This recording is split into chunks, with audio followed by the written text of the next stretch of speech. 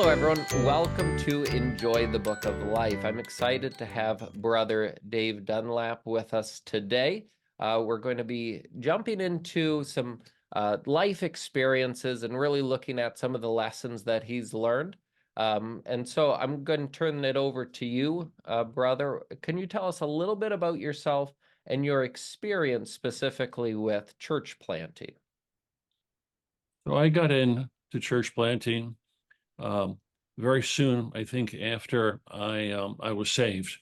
Um, I I After I was saved, I went back to where I was from, where I lived. I was away at college, and I got into a church that was relatively small, maybe 15 people, Hmm. if everyone came. And on a Wednesday night, there might have been just the elder, myself, maybe one, maybe two. Well, Uh, if there were five, that would have been a large number. Um, and so I was a zealous new Christian, and so I just began to throw myself into some activities, and expanding the work.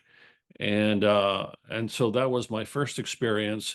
It wasn't from a church planting from without a church building and without a few believers, but it was pretty much a church planting situation. mhm. And then the Lord led me to another local assembly. I didn't plan it. I didn't work it in this way, but it was another situation much like that. And it was in southern Pennsylvania. And then I got into another situation, um, and it was a church planting situation in northern New Jersey. And so I've been involved in five of these in North America. And then after I was saved, I was a missionary in Belgium. I got involved in church planting with missionaries in Flemish Belgium, and I learned a lot about church planting from them. Hmm.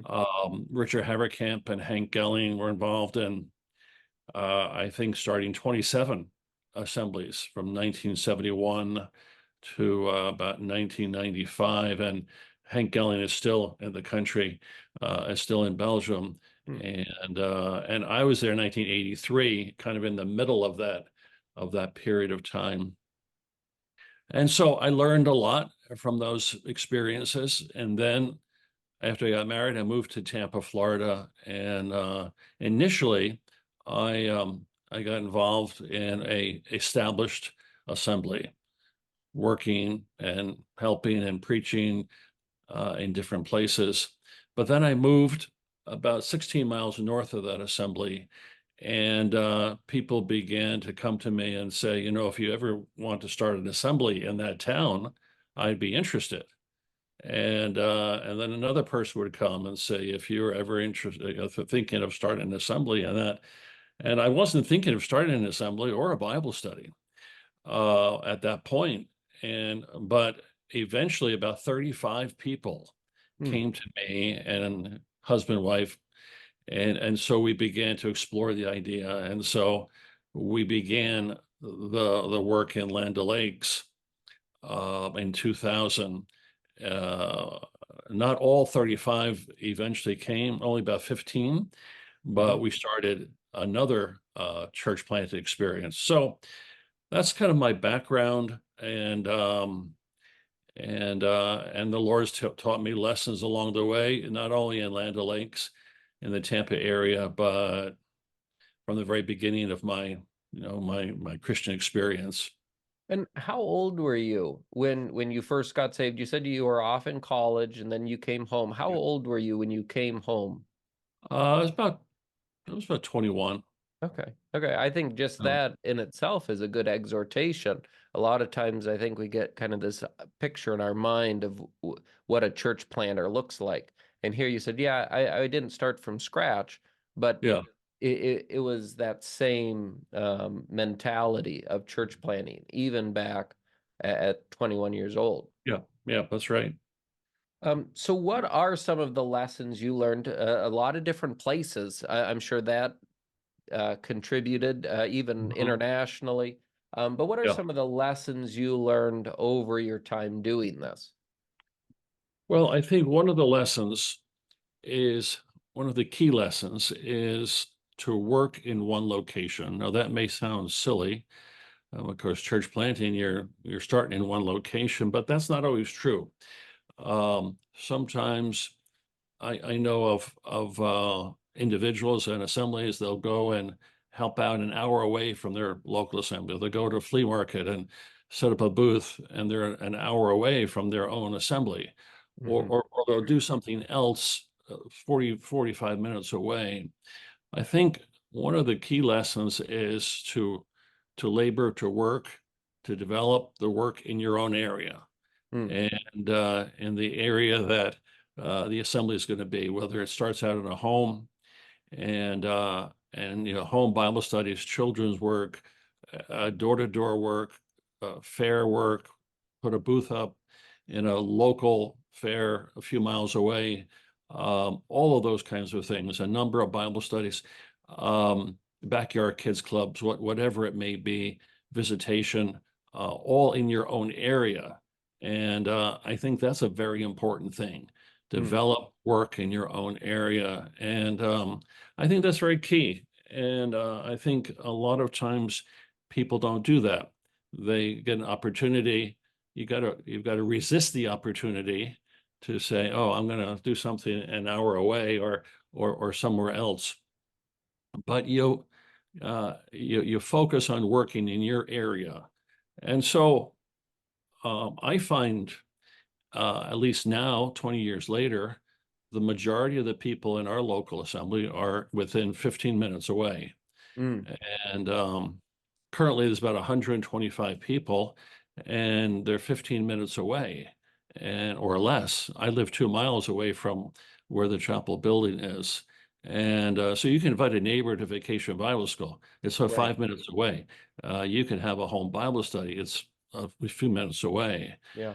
Um, right now, this year, we've decided to do an evangelistic effort, and we're seeking to have 10 evangelistic Bible studies, and they all will be within 15 minutes away, Mm. and all in different homes in different areas. Um, but you can do that.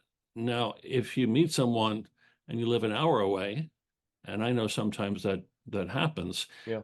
Um, it just is the way it works out. But we try to work locally, win people locally, see people saved, baptized, all locally, followed up locally. So I think that's one of the first, I think, very important keys uh, in uh, in church planting is Mm. to focus and think, I'm going to work in this area. This is my mission field, and I am going to put all my efforts into this particular area.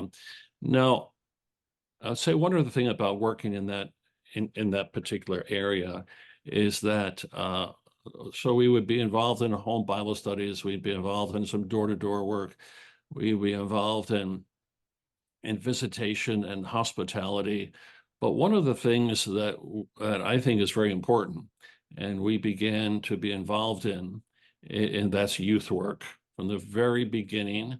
Mm. Um, is to be involved in all kinds of youth work, and be backyard kids clubs. It would be a youth group, whatever it may be. It would be involved with young people, and we would have as much outreach as we can. Every idea we could think of, Mm. we would be involved. We involved with youth work. So today, 20 years later, we have a lot of young people, Yeah. a lot of young families, a lot of young children, 40, 50, little children under age of 10 or 9 or 10, running around on a Sunday morning. And that's because we've labored for 20 years and seeking to do that. Yeah. And people sometimes remark about that because a lot of places you don't have that. A lot of evangelical churches. Um, I was just talking to a man who's from Baptist church. He said most of their congregation is elderly, Yeah. and that's a very common thing, no matter Yeah. where you go. So to be in a church where the majority is is under 40 years old, under 45 years old, it's quite is a good thing. And I think that comes from the emphasis on reaching out to young people, to youth, high school age. Early on, we began 2 retreats. We still do the retreats. For 15 years, we've been doing one of them. For 5 or 6 years, 4 or 5 years, we've been doing the other one. So retreats, kids clubs, youth group, college and career, whatever it may be, to keep on working on that. And you may not be successful in getting a large number at the very beginning, but keep on Yeah. working at that. I think that's a very key thing in your area. Yeah. Yeah. Um, so Yeah, I was thinking when you were talking about the area, a lot of times when we're thinking about evangelism and we look in the New Testament, we see Paul jumping around all over the Roman Empire, but he would leave and then he'd come back, and the yeah, Christians that were there, yeah, they were the ones working. It's kind of the untold story of evangelism. It was that regular working in that region. Yeah, he would go and he'd kind of light a fire and then he'd have to run off. Well, yeah, they remained, and I think that's a good lesson that sometimes isn't highlighted when looking at evangelism as yeah. well. Absolutely. Yeah. You think Paul was staying in place for a month and then he left, but a lot of cases, some cases he did leave in a short period of time, but other places he stayed for a year and a half, Yeah. or a period of time, and worked in that one particular area. And so that's a very key thing, very important thing. I also like the point about with the young people, because it shows that your focus isn't event-based evangelism. Like, we should really be doing evangelism, so let's go do something. Yeah, It's a long-term that's right. mission, and That's where right. you're saying we're in here for 10, 20, 30 years. Let's look down the road, and so what's the way so that in 20 years we do have all these kids running around, and we do have a healthy, vibrant work. So I really like that, the evidence of the focus there. You know, I don't think we ever had an event based like a crusade, one speaker coming in for 3 or 4 or 5, 6 days.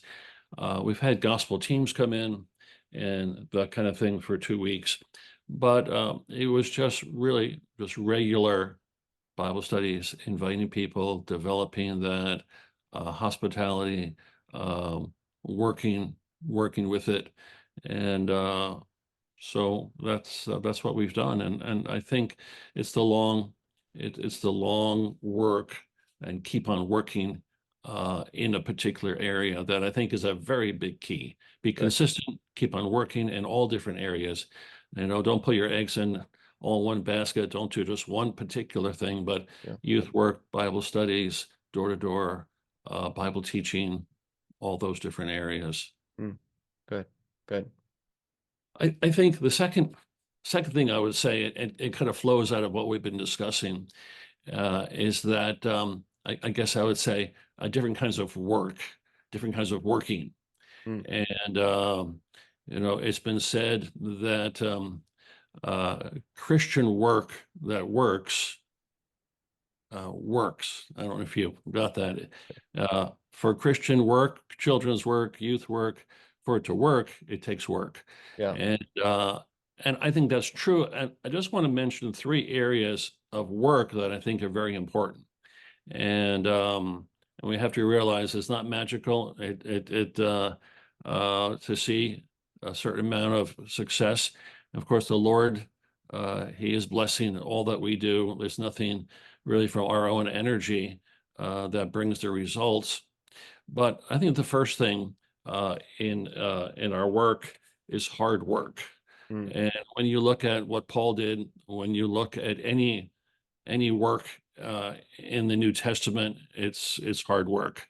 It's intensive, and it's not just a casual kind of thing that you do. If you have a series, if you're going to do Bible studies over a long period of time, there's study, there's invitation, there's visiting, there's a lot that goes into it. A lot of times we would have meals with our Bible studies, light meals with our Bible studies. So whoever's coming doesn't have to cook when they come home on a Friday night or Saturday night. And so there's a meal preparation involved, there's study involved. So there's a lot of work involved in the establishment of a local assembly. So there's hard work, Hmm. uh, but there's also there's also teamwork, and everything you do, you can't get away from working together as a team. And if you're an individual that can't work at a team, you're not going to do very well in the local church, and you're not going to do certainly not going to do very well in church planting. Mm. So teamwork is very important. If you have a vacation Bible school, you can't do it by yourself. Yeah. Uh, if you're going to have any kind of successful teamwork, successful vacation Bible school, you're going to have teamwork. You need a lot of people involved to make it work. If you're going to do a Bible study, you need a number of people that are going to help. You're going to need a number of believers that are going to be there that are going to help in a Bible study over a long period of time, over many, many weeks, either every week or every 2 weeks, over a period of months. That's teamwork Yeah. and having them work together. And whatever it may be, if it's a retreat, and we've done these 2 retreats, there's a lot of teamwork involved. A lot of people need to be involved in that. So there's a eldership is teamwork, working together as a number of different men who are teaching and working with them together is teamwork. So to be successful, and I would say even at a church that's a pastor-based church, you got to have teamwork. The pastor is not doing it by himself. If you think Yeah. in an evangelical church like that, there's a lot of parts, a lot of moving parts, a lot of workers that are involved, and so there's a hard work, there's teamwork, and there's what I like to call long haul work. You got to be in it for the long haul, 20 years, 20 plus years. Yeah. Everyone that's going to see any work. If you think you're going to see an assembly established in 5 years, you might see that. We grew from 15 to 30, 35 people in 1 year. Um, but that was a weak work in a lot of ways, where people that came in some ways that were not people that we can build on. Mm. There were people that needed a lot of attention, and so but we still had 30 people, and you might say, well, that's great, you have 30 people, but it's a long haul to be where we are now. That is fairly strong, fairly independent, good leaders. I think takes a long time, Yeah. and so there's the long haul work of shepherding, teaching, discipleship, hospitality, children's work, planning, all of those things, and getting and seeing people that have gifts, develop that, mentoring those who have those gifts, and all those kinds of things. So there's the long haul work that's involved in church planting. So that's very important. It's not to think somehow you can look in the book of Acts and you see the Apostle Paul establishing church after church after church, and you think, oh, that's easy, that's great. Right. Or you might read a biography and see all the good parts of D.L. Moody or Hudson Taylor, and but you might not get all the everyday, day by day, month by month Right. work that went into it, and that was involved. So those things are very important. As we think about church planting, it's a lot of work involved. Yeah, yeah. I think it's good emphasizing first that hard work, knowing, that counting the cost, knowing that this is the road ahead. Um, one question I had for you with teamwork, what did you find is the best way? So you've got all these different things going on. You said if we had an idea, we're trying it out, we're going this way, for that sort of thing not to be disjointed, right? Whereas these people are doing this and that. What was the best way for y'all to stay communicating on the same page, encouraging each other, kind of a teamwork with these different efforts going on with door to door and with Bible studies, all these different things. What was the way that you felt that you stayed together, that teamwork aspect? Well, I think it's the desire and the commitment to communicate. So that the leaders have the desire to communicate with other leaders, other key leaders, and with others. So probably other assemblies do this, but I send out a weekly prayer list, things that are happening, people who are sick, even the people who can't come to the prayer meeting, they know what's going on. Mm, We communicate with texting and emails and with our with the elders on probably every 2 or 3 day basis. We talk within the local on Sundays. We have our own meetings, but we also have little times where we say, you know, this is going on. Do you know about that? And they tell me things. So we're ongoing, we're communicating all the time, mm, and all kinds of details. Now, does that mean we talked about everything? Do not certain things fall through the cracks? Yeah, there's probably things that fall through the cracks, and we remember it later on. I've done that. I've had that in elders meetings where we've talked about things. I get home, I remember something, and then I email all the elders. Oh, forgot about this. And so forth. So, but it's the desire to say, I want to communicate. There's a temptation of someone who's a full-time worker who just says, well, I'll just do it all, or I'll do 90% or 80, whatever, and I just won't communicate. Well, that's not a good thing. mhm. I try to communicate with everyone and as much as possible. And I think that's a very important thing. I think it's a very important thing for the long term.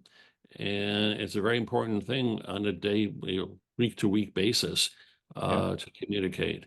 And so I think that's important. And the willingness or the openness, the transparency for people to come up to you and say, oh, what about this? What about that? I had lunch yesterday after a meeting, and one of our newer believers and his wife and another couple. We were out at Olive Garden eating lunch, and he brought up a couple of great ideas. And so we just hashed all those ideas out. I said, that's great. I think we could talk about some of those things and probably implement some of those ideas that you have. His idea was to have a volleyball outreach tournament idea and really get people from the community who loved volleyball, young people, hmm, to use it as an outreach. And we do a little bit of that already. We do some tournament little kinds of things, but to expand that to a much greater degree and use it much more in evangelism. So it's something we could do. And communication, the desire, the openness to be able to communicate, yeah, and the busyness of life and all the other things that we have, the willingness and to see the importance of it. And I think our hmm, other elders and we have deacons and we have other leaders that they see that. yeah, And so that's one of the key things. We work at it. I'm not saying we're perfect at it, but we work at it. And so forth. Yeah. So I think that's a very key thing in teamwork. You can't have teamwork without communication, and you really have to have that communication. Um, you don't always have to be in the same room physically. hmm, You can meet via Zoom. You can meet via, you can text, you can call, you can do so many different things. And but it's good to communicate. I think it's very, very important yeah, to communicate. Mhm. yeah.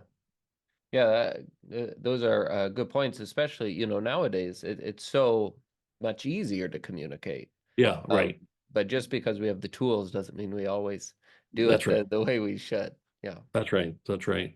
Um, I think another lesson that we've learned is that, and it's just an amazing thing how God, how all the blessing and all the results you see and all the ones that have been saved and be baptized, and just a measure of success you might see in a ministry and activity, a Bible study.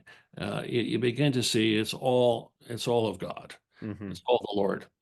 There's a beautiful verse in Joshua when Joshua is involved in a battle, and these five kings of the Amorites come and they're involved in a battle. Um, in verse 10 of that chapter, it says that the Lord routed them, the Lord slew them, the Lord chased them along the way, the Lord struck them. Now, in these verbs that are used here, of course, there's individuals involved in that. When he said he slew them, he didn't physically wield the sword to Right. do that, but he used them. But the victory was all in the hands of the Lord. Mm. And I think Joshua and all of his soldiers would have said, it's the Lord that did it. So in each of these verbs, the Lord did it through their efforts, but the Lord was the force behind the victory. Mm. And I think that's the case. I think in church planting, you begin to see victories, begin to see people saved, and you begin to see people baptized and going on for the Lord. And you really say, it's of the Lord. Yeah. This is the Lord's doing, and this is the Lord's victory. This is the Lord's blessing. We've seen in certain cases, we've seen alcoholics um, uh, gaining a certain amount of victory from that addiction. We've seen marriages saved. We've seen people saved. We've seen great, what I would say, great supplies of financial support to be able to purchase land, get a building established, and so it's just we just look back and say it could only have been accomplished through what the Lord has done. Mm. And in all of that, I would say this too as a lesson. Uh, you begin something, you begin an initiative, you begin a work. And I'll give you an example of something. We, in the very first or second year, we've had vacation Bible school every year, even without a building. We used a farm at one point, and so we had vacation Bible school, and although we only had a few children in the assembly, we were getting 60 kids to vacation Bible school, Wow. and on this farm, and there was animals there. It was kind of a unique setting, but we said to ourselves, let's follow this up. This is great. We're getting 60 kids, and we get 3 or 4 in the Sunday in our own chapel. Let's follow this up and let's have a fall event, a fall festival, where Yeah. we have bombing for apples and a petting zoo and so forth. So why don't we do that? So we did it. We did that. And it was moderately successful. You know, we had some of the kids come out and some of the parents came out. It was kind of an all-day thing. You can come and go and all that kind of thing. Uh, and so we did that the following year. But then the campground, the local assembly camp, about an hour and 15, 20 minutes away, they said, you know, we have an event around in the fall, around the same time. Uh, they said, you know, why don't you think of joining together? Yeah. And they said, not that you would come to camp. You could just we could just stop doing what we're doing and encourage the people who were coming to the camp event to come to your event. Oh, well. So we did that. So this relatively little work, this fall festival, the next year, with their help and the help of different ones, that event turned out to be having 80. We had 80 people come, young people, an all-day event, and we had one message that was given, and we just had some games and activities. And we did it the following year, and we got even more kids coming, and we had two messages, and we had a little bit more spiritual input to it, and people were coming from a distance, and I said that's great. And so we thought, you know, we need more space. We were doing this on this farm that we had access to, and so we said, let's go to the camp. Let's go back to the camp so we can. We started where we were. some folks from the camp came. Now we're going back for a Yeah. one day event, and we were getting 80 and 100 people to that event. And now the previous event at the camp was getting 25 people. Mm.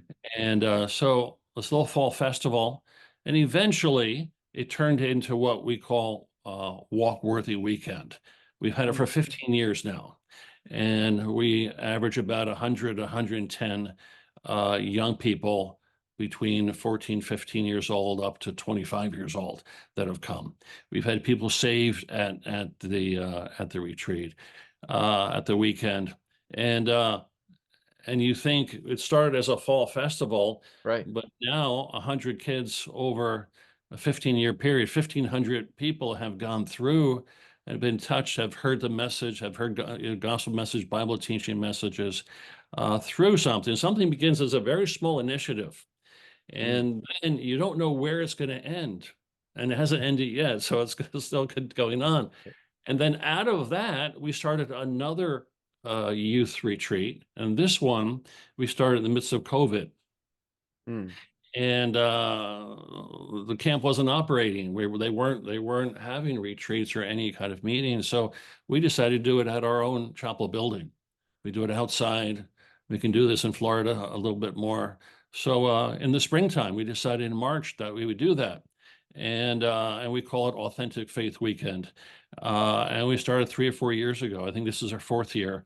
And the young people come from really all over, from Georgia and all over Florida, and they stay in homes. Mm. So they just come, stay in homes, come to the chapel building. We have activities outside. We have a volleyball tournament that we do with them, and this has grown beyond what we thought it would be. We thought it'd be maybe a one event because of the midst of COVID, and then we would Right. stop and we would go back. But it worked out so well. Young people liked it so much that we just kept on doing it. We only had 3 messages in that weekend. It was really Saturday, Sunday. Everybody arrives on a Friday night. But something kind of amazing happened. We only had 3 messages, and the young people came to us and said, we need more messages. We need more teaching. And so we said, okay. So we added another meeting to Saturday. So now there's 4 plus a break and a bread. But I just say all that to say you begin something small. You don't know where it's going to go.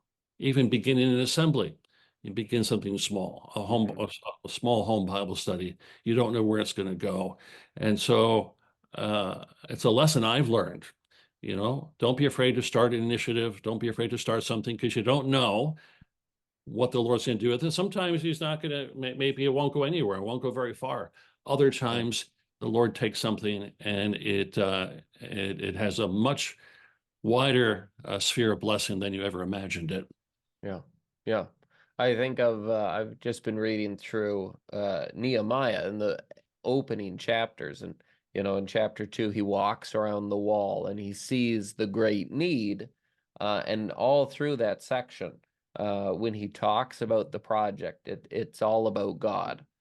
This is God's work, God, God, God, right? And it's never, I'm coming to save the day. Mhm. But this is the work, and then he rallies the people at the end of the chapter and says, let's go do Yeah, it.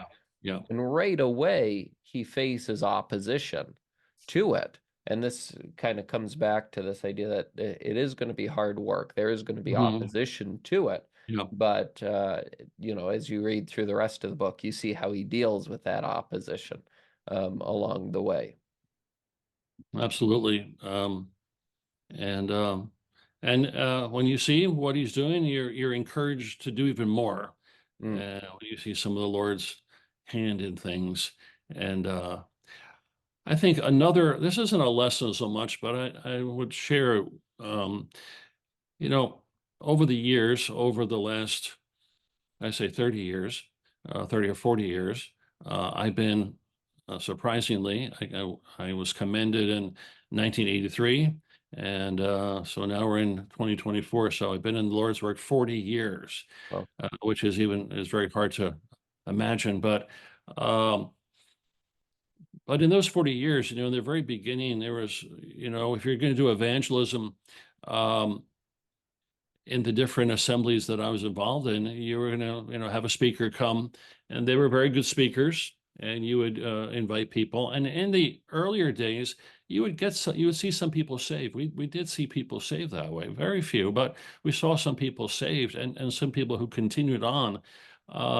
But that began to wane, and then you begin to do personal evangelism. And so you had seminars, and you had studies, and you had evangelism explosion, and a lot of personal evangelism. You had books, a lot of books on personal evangelism.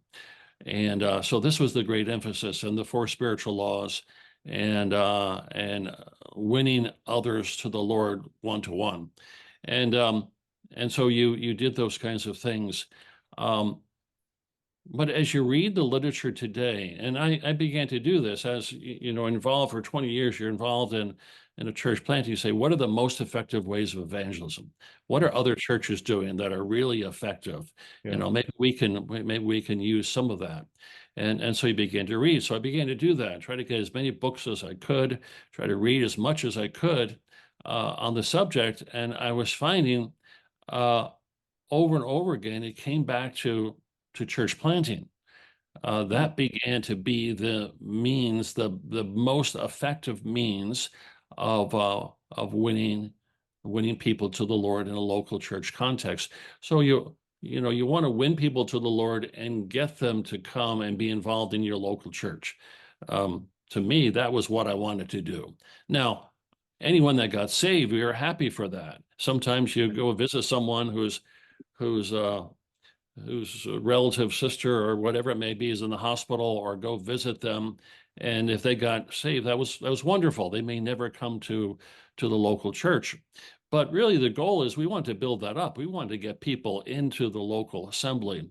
And so the principles of church planting is very important. So the Southern Baptist, they have something called the North American, I think, Missions Committee, and they encourage established churches to give 10% of their budget, 10% of their collections to an organization just for church planting.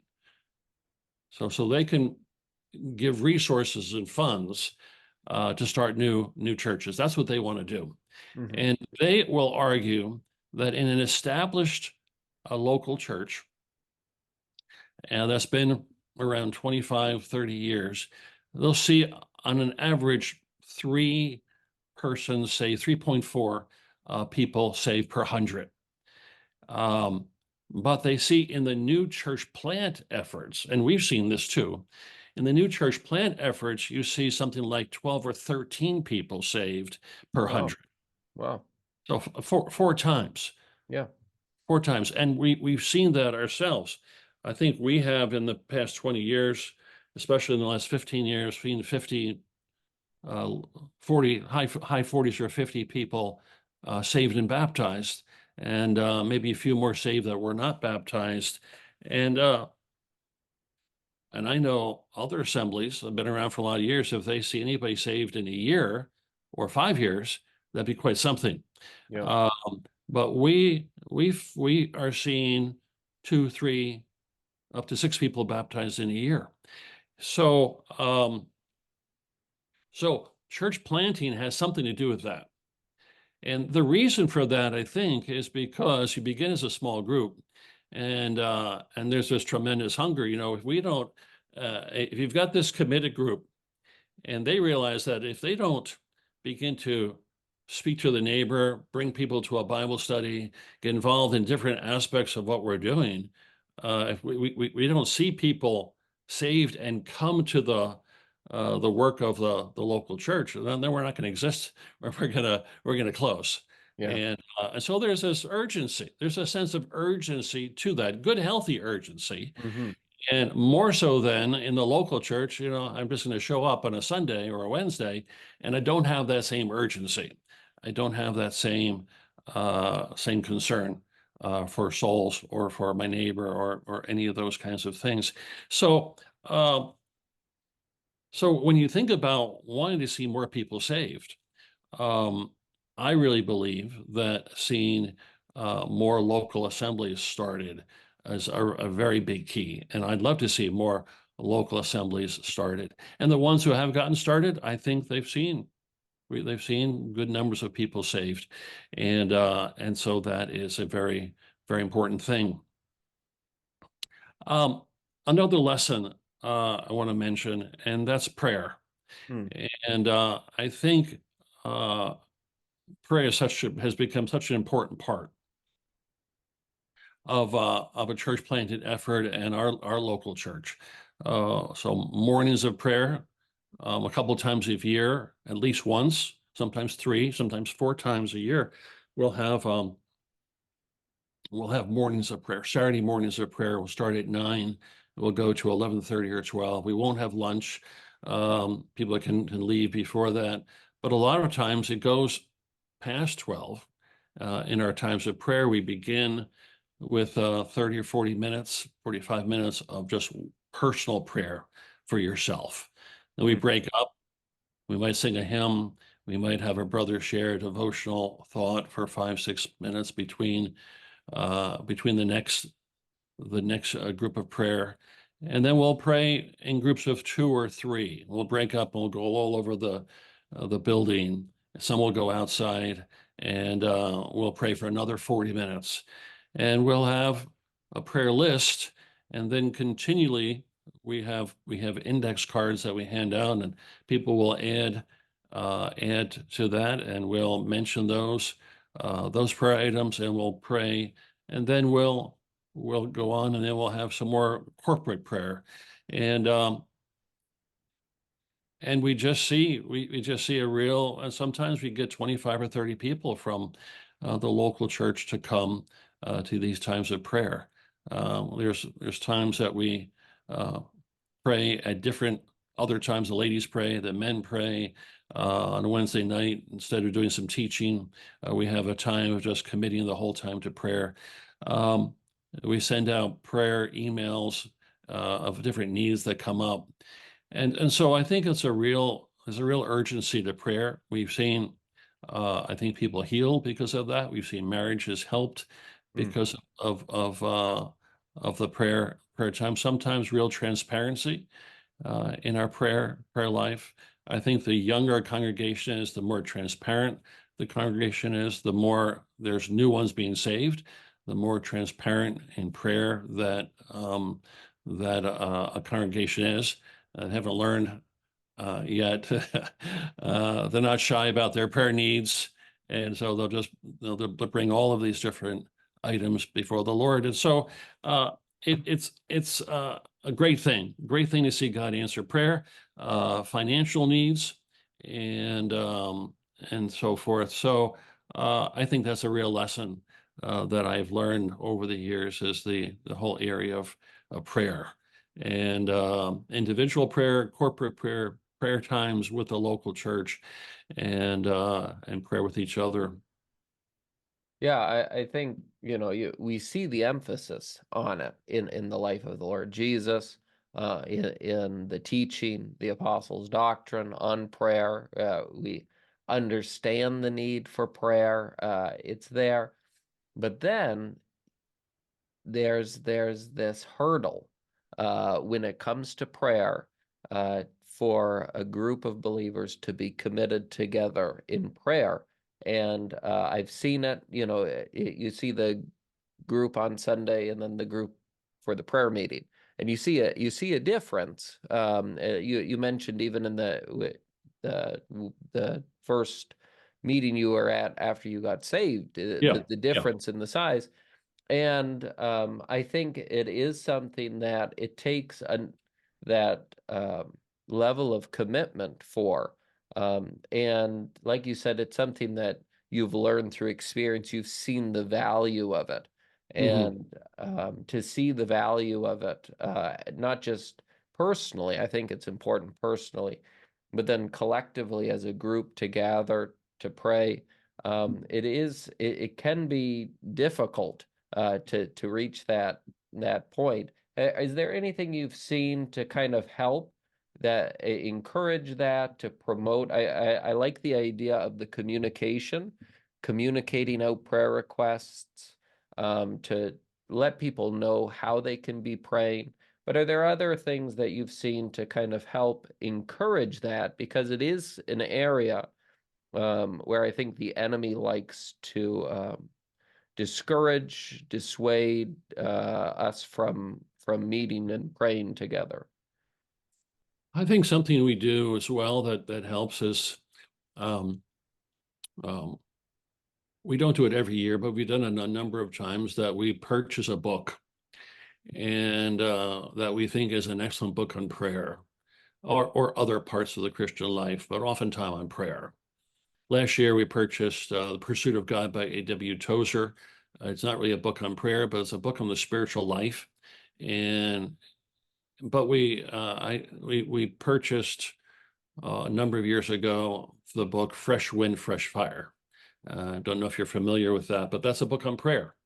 That's a book, Jim Cymbala, who's a pastor of the Brooklyn Tabernacle. And it's really a book on prayer and the history of that particular church, which is a church planting kind of situation. Mm. And it has been it was a great help. And we're going to, so a couple of years ago, we got newer people, and as elders, we said, we're going to buy that book again. So next Yeah. year, we're going to buy more copies of that book and have it available. It's a very encouraging book. I believe he's very humble in his writing, and I think it's very very helpful. Mm. And he's got a few other books on prayer as well, but I think that book is the most helpful of his books. So books are important, communication is important. We have prayer lists, of course, are important. As people feel, because we pray and we have prayer lists, people will send us and say, this happened. My son's in a hospital. Whatever it may be, some situation. Um, and so I will send out an urgent prayer email, just one email, just one item in that, and send it to everyone, and so forth. So we do that. Another thing I think to help in prayer is that we have a strong missions emphasis. Mm. So um, at the end of the year, we have a missionary project. During the course of the year, we often have another missionary project. So we try to collect funds for would be Bibles for India and for Kenya, or an orphanage. This past year, it was an orphanage in Kenya, for India, for other situations, and so we pray for that. We're giving towards it. We're praying for them. We're praying for those funds to be used. It's a more of a reality kind of thing. Yeah. We're able to collect. We do a little something, maybe be encouragement to others, that we notice by reading in the book of Acts, chapter 11, and I think it's verse 29. It said when they were collecting funds for the famine in Jerusalem, Hmm. it said every brothers gave to this.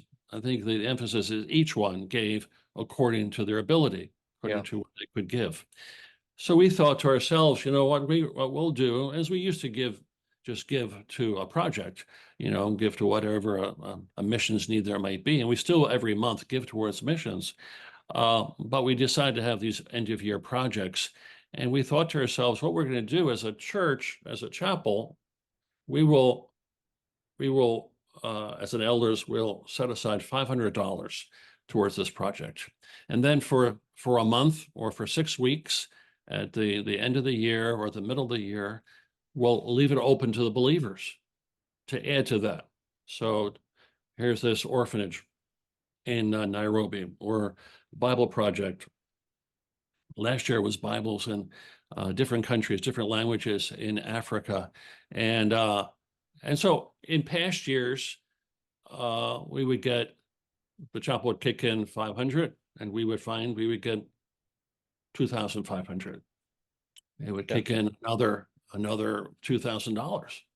And we thought that was fantastic. And but then we see that grow a little bit to about 3,000. Last year, it made a big jump, and it was the Bibles for Africa. So we had Swahili, we had Maasai, we had Tonga Bibles, Uganda Bibles for believers in Uganda. We had about 5 or 6 countries that we are providing Bibles for, and we got $6,000. Oh, Still the wow. 500 that we haven't increased that amount. Uh, but believers are giving more. Now to the Yeah. orphanage, just this past year, $8,000. Wow.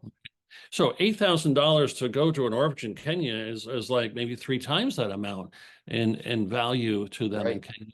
So we pray for that. So that's a reality. So pray for how they're going to use that. We are encouraged by the amount that came in. We're encouraged for the Bibles, how God will use the Bibles, and we get pictures back of whole assemblies in a thatch hut building in some Maasai area of Kenya, holding all of them having Bibles. See, our burden Yeah. last year was a missionary came and said 3 or 4 believers will have a Bible in an assembly of 50 or 40. Wow. All the others don't have Bibles. So we said, well, let's work on that. Yeah. And so we wanted everyone to get a Bible. We didn't want to hand them out to unbelievers. That was fine if that happened, but our burden was to get them into the hands of believers. Yeah. And we asked them, once we did that, we distributed them, got them to workers, and the workers then went out to these different assemblies and to take a picture, have them stand in front of their building and have them all hold their Bible up and Mm. in front of them. Well, that was a great encouragement. So we get those pictures, we put them on a screen, and so some of these things help in the whole area of prayer. But I would say something else in the church planting situation. In a church planting situation, I think there's greater needs. You're expanding, you need a building, you might need land, you might need to build a building.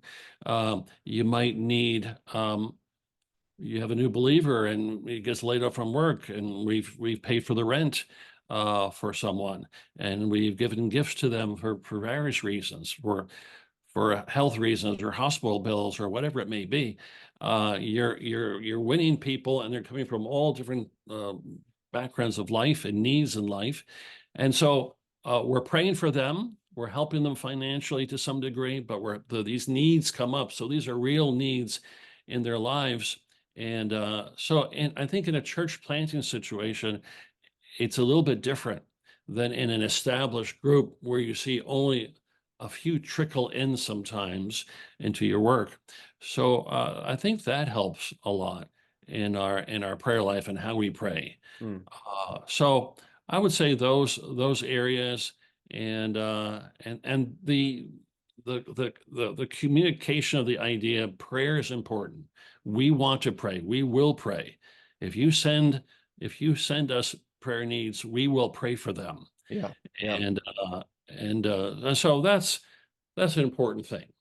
And so I think asking God for great things when you're in a church planting situation, when you're in an established church that's got pretty much everything. They've got a building, they've got a certain amount of believers. You kind of rest, take a little bit of a break in that. But in a church planting situation, if you look around, you say, we're growing, we need a place to meet, and we begin to look around and say, what's it going to cost? Well, it's going to cost it may cost $500,000 to get land and then get a building. Yeah. And you have 2,000 in the bank account, and you start praying for $500,000. You'd be praying for land, 5 acres, 6 acres, whatever it may be, and well, that's pretty audacious kind of thing. Yeah. To see the Lord do that. In one case, we got land. We actually got the 5 acres of land, and I think it's a tremendous property. It's on a good road, and it was $120,000. And the way the Lord, it was originally at 150, and we offered 90,000.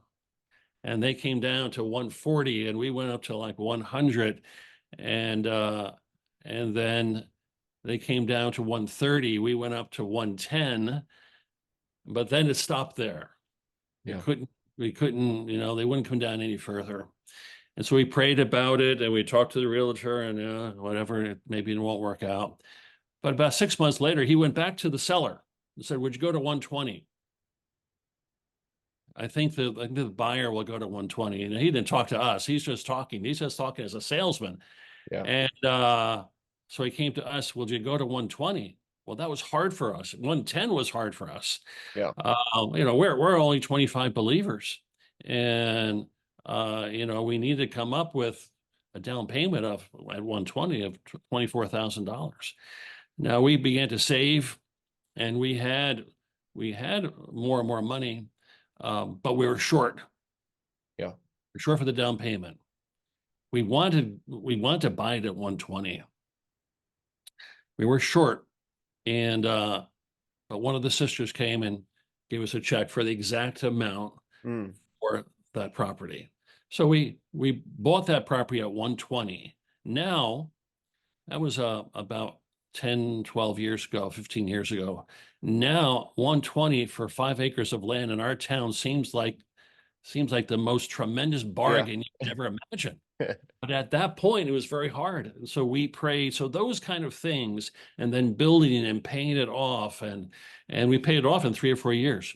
Well, And all that kind of thing, it helps taking a stand and stepping out in faith, and having vision, and doing things that are beyond your ability, your seemingly ability to do, just helps the prayer in local mm. church. We begin to pray in a very different way.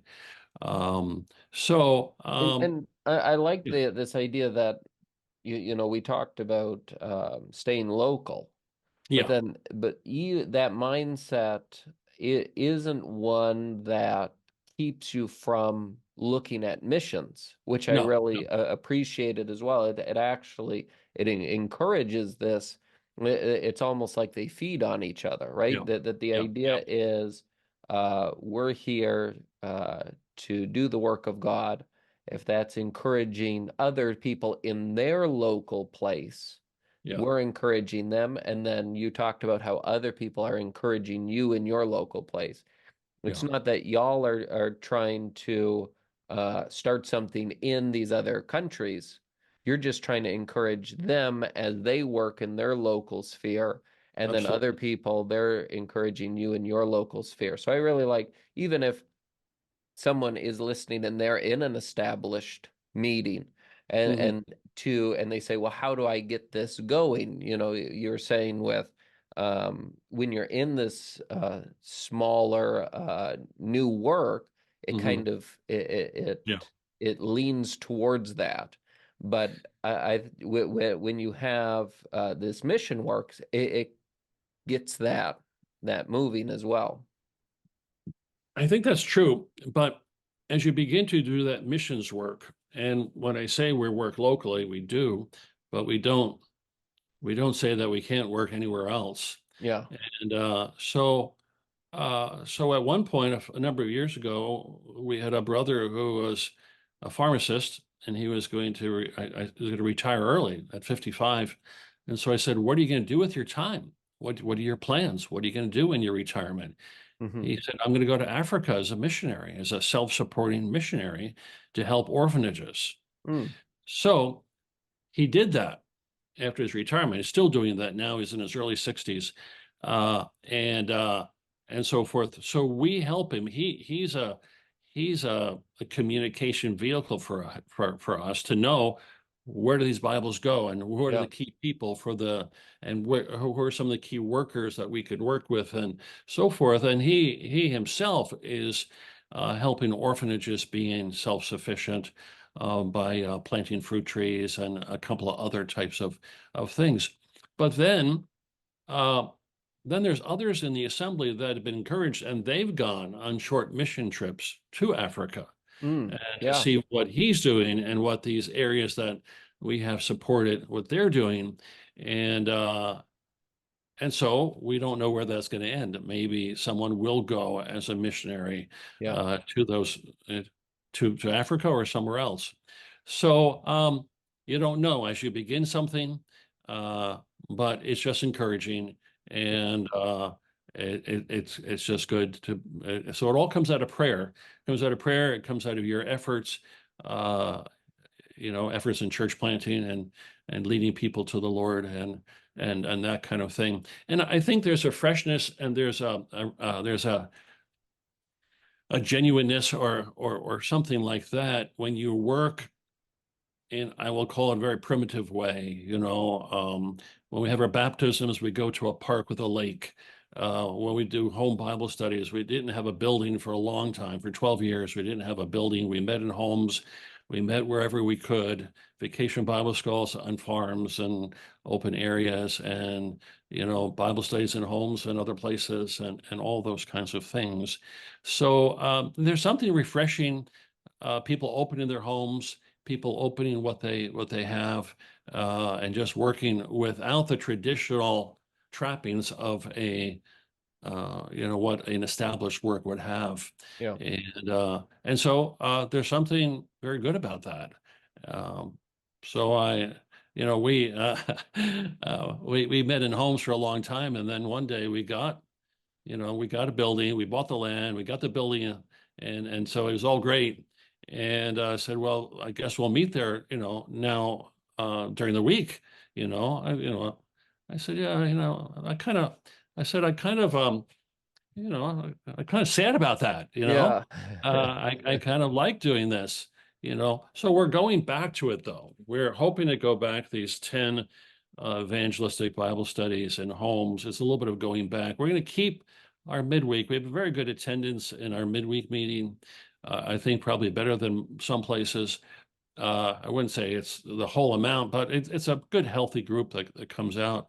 And but we want to do something more, so we're going back to, because I think using homes Mm, is a very effective means for evangelism.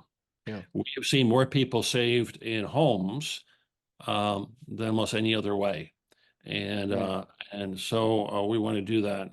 If we can multiply that and have 10 homes doing that kind of thing, inviting people in their area, that'd be a great thing. So yeah. One other lesson, and then we'll see where we'll go from there.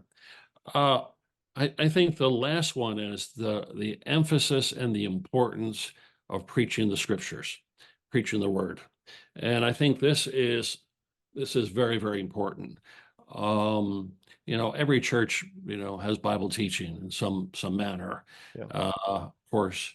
But I feel like when you start off in a new work, you don't have all the all the support and all the background that you have in more established work. You don't have the resources of an Mhm. established work, but so but preaching and teaching the word of God is such an important thing.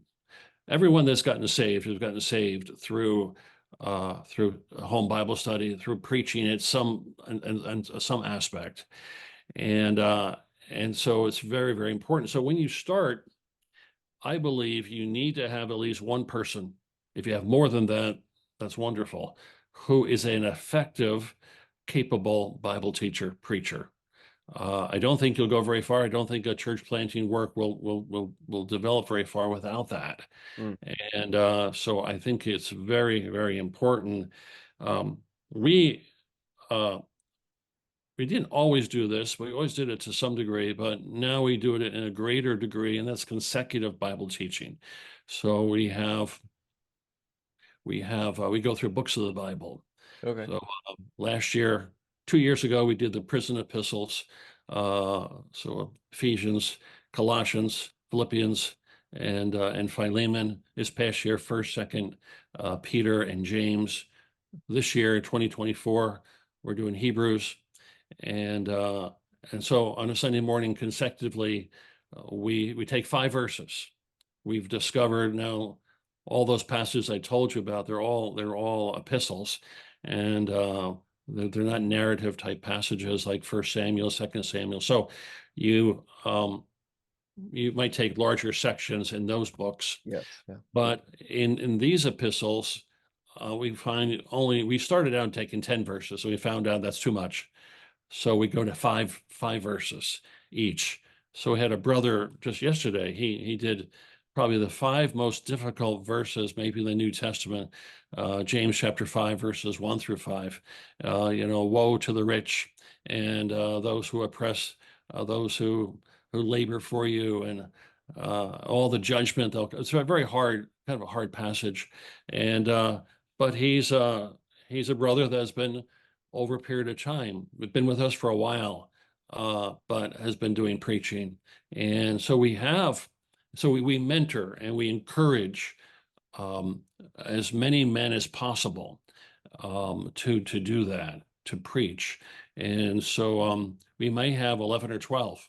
And we believe it's important to have about 85% of the preaching done by those within your local assembly. I think at the church at Antioch, it had 5 or 6 teachers. They didn't have anybody coming in from the local assembly, 30 minutes away. Right. They depended entirely upon the gift that was in their local assembly, and they developed that gift in that local assembly. And I think this was true all through the New Testament. This was true when Paul established a work in Philippi. There's no other assemblies around that you might have some traveling preachers who would come through, but that probably was a rarity. Wasn't a common thing. So we want to develop that, and we want to develop them into good preachers. We don't want to just say, hey, you take a passage and you're on your own, and so forth. So we're working now with 2 younger brothers to develop them. We're giving them opportunities and mentoring them and working with them. We believe too that each elder should be an effective communicator of God's word. So there may be some assemblies that have an elder that doesn't do any preaching, but we feel like the qualifications tell us that an elder should be apt to teach, skillful in teaching, and should be engaged in that work, should be able to refute the gainsayers. You'd be able to teach and protect the flock and shepherd the flock.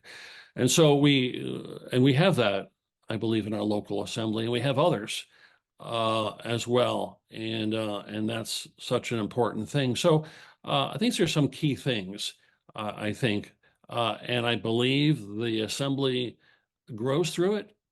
We often say at the end what we really want, and we often ask, and we will say to believers, sometimes just one-to-one, usually one-to-one, are you growing? Mm. Have you been growing this year through the ministry of the word? That's a good question. So we had a young lady come in, move to our area. She was living in Tampa. She's from Argentina, so is her husband, and they both attended Word of Life Institute 4 years in Argentina. So they're pretty serious Christians, but they were going to a church, a mega church in Tampa, about 1,000 people. But they said to us, and they came out on Wednesday, they weren't looking to leave their church. They just wanted on Wednesday, they wanted an in-depth Bible study. And so we're learning, we want in-depth. And then they said to us, we're not growing at our Sunday mornings at our local church. They were Spanish speaking. And they said, the only reason we're there is because I have a Spanish Bible study on a Sunday morning. But I'm not growing. We're not growing through that. Right. We want to be somewhere we can hear the word of God and we can grow. So they started coming on Wednesday night, and over a period of time, they left the other church and they're with us full time. And so I said to them, I said, "Are you growing? Hopefully you're growing through." I said, "We are. We're learning more things. We're growing more than we ever did." Wow. And that's refreshing to me. Not that we are all seminary trained and consider ourselves at a high level of teaching, but we're teaching the word, we're studying it the best we can, we're mentoring each other, building each other up, that we can grow in the word. And so the preaching of the word at a relatively high level where people can grow through it is a very important thing. Now, one last thing about the word is we do something maybe a little different, maybe not, in other assemblies in North America, but we have 3 meetings in the morning. So we have our breaking of bread at 9:15, goes to roughly about 10:15. And then we have a middle class, we call it. It's adult, maybe adult Sunday school, you might call it. Okay. So it goes from 10:15 to about 10 minutes to 11. And then there's a break from 10 minutes to 11 to a quarter after, and then 11:15 to 12:15. So we have 2 teaching sessions Sunday morning. Now, we call it the middle class. The adult, we have three classes of different topics. In one room, we go through right now Matthew's Gospel, and that's consecutive teaching. Okay. I'm involved in another room and a topical. Right now, we're going through early chapters of Genesis and creation and the flood and some areas of that. And then there's another study in another part of the building. So we have three areas that people can go to. And these are conversational teaching with questions, interactive. And I think that's very helpful. And I think to have some interactive is good. I think it's good to have consecutive teaching. I think it's good to have home studies that we have. They're evangelistic and teaching. We use Christianity Explored. That's very helpful. And so all these different tools, all these different means, I think is a very good thing. So back to what I began with, I think teaching the word is very crucial. Don't take it casually. Don't take it for granted. Don't. I think it's really the heart of everything you do. If that's right, it covers up a lot of other things. Hopefully you get all those right too. But the word is good, and you've got some good teachers. I think is very, very helpful. And so those are some lessons I've learned over the years. And One quick question I was going to ask yeah, about, you talk about training up younger men yes. to teach. What are if you could hit some of the high points, what are some of the things that you would do to help those young men grow in that way? Well, we might do a few different kinds of things. So one of the things on a Wednesday night, we'll give them a short bit of time. So we'll give them 15 minutes, Yeah. and we'll have 2 brothers do 15 minutes, or we'll have an elder and a younger brother do it. Just last night, I sent out a text to a guy that has been doing 15 minutes and been teaching youth. So we have youth meetings, and he'd been doing some of the youth meetings. And so I said to him, I said, can you do 30 minutes for us on a Wednesday night? So we now we usually do consecutive. So Sunday mornings, and sometimes that's difficult going through Hebrews for someone who's a new Right. believer. So now Wednesday nights we're going through Revelation, and so that's also difficult for some Yeah. people. But there are some easier chapters or portions in Revelation, chapter 5 about worship and Christ. So we'll ask a brother whether he could take part of that, or we'll say, is there anything that you have just an interest in that's on your heart that you've been reading, thinking about a book that you read that you've got a special interest in? And they say, oh yeah, this thing or that thing. So that's good. I said, let's find, and we'll get another brother and we'll tell him, okay, we're going to go in this direction. We're going to do this or this, and you do this side of it, God's love for the world, our love for God, and take these 2 different sides to it. And you do that, and then we try to meet with them. We try to provide books for them. We have one of our younger brothers we're working with. He's actually going to do Hebrews, a part of Hebrews. So I'll meet with him. I told him I'll I'll try to dig out some commentaries that he might not have, and that he has some resources. We'll meet together, and meet together a little bit about how to put it together, and then some of the brothers will even type out all their notes and email them to me Okay. and say, what do I think? And we'll interact back and forth on that. This brother that just spoke on this past Sunday, he did that with me, and he sent me his notes and uh, some other things that he was going to fill in his message, and then we interacted sometimes, and I'll give us some ideas. And in this brother's case, um, he's a real studier, real researcher, but his where he needs work on is to do the preaching of it. Yeah. I don't want to be too loose, but he needs to get past all of his studying and just really begin to preach it. Hmm. Not just to read it. He doesn't really read it, but he's so careful about his study. He wants to be very exacting, and he doesn't. It begins to be kind of like, I'm not reading, but presenting a paper where Yeah. he's going to learn. It's good content, but he's going to learn to preach it and get his emotion and heart into it more. So there's all kinds of aspects. Some person has a lot of heart into it, but not enough not enough study in it, and so forth. And I might say you've got a lot in there, but you need to bring out a doctrine. In what you're saying, you need to bring out a little bit of a doctrine or a little bit of an application. In the case of this past week, um, it was a hard passage, a lot about the warnings to the rich. And I said, it'd be good to pull out a doctrine about Christ. Mm. Um, you know, Christ is rich, but he's not like they are. Yeah. Right. Right. They're rich, but they're acting the way they shouldn't act.